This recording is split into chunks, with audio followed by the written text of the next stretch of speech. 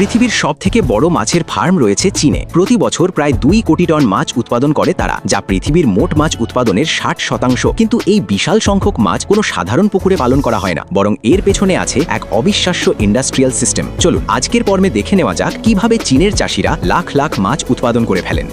প্রথমেই কাজ শুরু হয় বিশাল পুকুর থেকে। চীনের মাছ চাষের পুকুরগুলো আমাদের দেশের সাধারণ পুকুরের মতো না। আমাদের দেশে একটা পুকুর মানে হয়তো 10 থেকে 20 বিঘা জমি, কিন্তু চীনে একটা কোঅপারেটিভ ফার্মে 3000 থেকে 30,000 বিঘা পর্যন্ত পুকুর থাকে। ওপর থেকে দেখলে মনে হয় যেন পানির বিশাল মাঠ একটার পর একটা সাজানো আছে। মাত্র 30 বিঘা জমি থেকে বছরে 2 থেকে 5 টন মাছ পাওয়া যায়, আর পুরো ফার্ম মিলিয়ে বছরে উৎপাদন হাজার হাজার টনে গিয়ে দাঁড়ায়। এই বিশাল পুকুরে মাছ ছাড়ার আগে কাজ শুরু হয় হ্যাচারি বা প্রজনন কেন্দ্র থেকে। এখানে সুস্থ ও উন্নত মানের মা মাছ আর বাবা মাছ আলাদা করে রাখা হয়। স্ত্রী মাছ থেকে ডিম সংগ্রহ করা হয় এবং কৃত্রিমভাবে নিষিক্ত করা হয়। এরপর হাজার হাজার ডিম বিশেষ ট্রেতে রাখা হয়, যেখানে নির্দিষ্ট তাপমাত্রা আর অক্সিজেনের মাত্রা সব সময় নিয়ন্ত্রণ করা হয়। কয়েক সপ্তাহের মধ্যে ডিম থেকে ছোট বাচ্চা বের হয়। প্রথম দিকে বাচ্চাগুলো খুবই ছোট থাকে, তখন তাদের বিশেষ নার্সারি ট্যাঙ্কে রেখে উচ্চ প্রোটিন সমৃদ্ধ খাবার দেওয়া হয়। কয়েক মাসের মধ্যে যখন বাচ্চারা একটু শক্তপোক্ত হয়ে যায়, তখন তাদের মূল পুকুরে ছেড়ে দেওয়া হয়। এই মাছ চাষে খাবারের খরচ অনেক কম। কার্প মাছ পুকুরের প্ল্যাঙ্কটন খায়। প্ল্যাঙ্কটন হলো পানিতে ভাসমান ক্ষুদ্র জীব, যেগুলো খালি চোখে দেখা যায় না। আমাদের দেশে মাছের খাবার কিনতে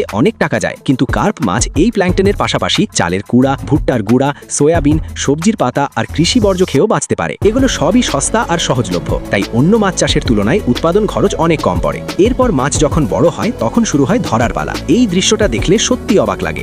বিশাল জাল পুকুরের এক প্রান্ত থেকে অন্য প্রান্তে টেনে নেওয়া হয়। ধীরে ধীরে জাল মাঝখানে আসতে থাকে, মাছগুলো একটা ছোট জায়গায় জমা হতে থাকে। তারপর এক টানে জাল তোলা হয়। একবারে 5 থেকে 20 টন মাছ উঠে আসে। কয়েক ঘন্টার মধ্যে কয়েকটা বড় ট্রাক ভরে যায়। এই প্রক্রিয়া পুকুরের আলাদা আলাদা অংশে সারা মরশুম ধরে একের পর এক চলতে থাকে। পুকুর থেকে ওঠার পরপরই মাছ বরফ মেশানো ঠান্ডা পানিতে রাখা হয়, যাতে মাছের গুণগত মান নষ্ট না হয়। আমাদের দেশে মাছ ধরার পর বাজারে নিতে নিতে অনেক সময় নষ্ট হয়ে যায়, কিন্তু এখানে প্রতিটা মিনিট হিসাব করা। তারপর রেফ্রিজারেটেড ট্রাকে করে সরাসরি প্রসেসিং ফ্যাক্টরিতে নিয়ে যাওয়া হয়। ফ্যাক্টরিতে প্রতিটা ধাপ মেশিনে হয়। প্রথমে কম্পন দেওয়া বেল্টে মাছ উঠলে সেগুলো ওজন আর আকার অনুযায়ী আলাদা হয়ে যায়। ঘন্টায় হাজার হাজার মাছ বাছাই হয়। এরপর হাই প্রেসার পানির ফোয়ারা চারদিক থেকে মাছের গায়ে পড়ে। কাদা, শ্যাওলা, ময়লা সব পরিষ্কার হয়ে যায়। তারপর কাটার মেশিনে মাছ প্রসেস হয়। ফিলেট মেশিনে মাছের মাংস আলাদা হয়। ডিবোনিং মেশিন ছোট ছোট কাটাগুলো পর্যন্ত বের করে দেয়। শেষে পরিষ্কার সাদা ফিলেট -35 থেকে 40 ডিগ্রি তাপমাত্রায় দ্রুত জমিয়ে ফেলা হয়। এই পদ্ধতিকে বলে ব্লাস্ট ফ্রিজিং। অল্প সময় জমিয়ে ফেলার কারণে মাছের স্বাদ আর পুষ্টিগুণ দীর্ঘদিন অক্ষুণ্ণ থাকে। এরপর -18 ডিগ্রিতে রেফ্রিজারেটেড কন্টেইনারে করে দক্ষিণ পূর্ব এশিয়া, আফ্রিকা আর পূর্ব ইউরোপের বাজারে পাঠানো হয়। চীনের দেশীয় বাজারে এই মাছ কেজি মাত্র $2 থেকে $4 পাওয়া যায়। সাধারণ মানুষ সহজেই কিনতে পারেন। রান্নার দিক থেকেও এই মাছ অনেক বহুমুখী।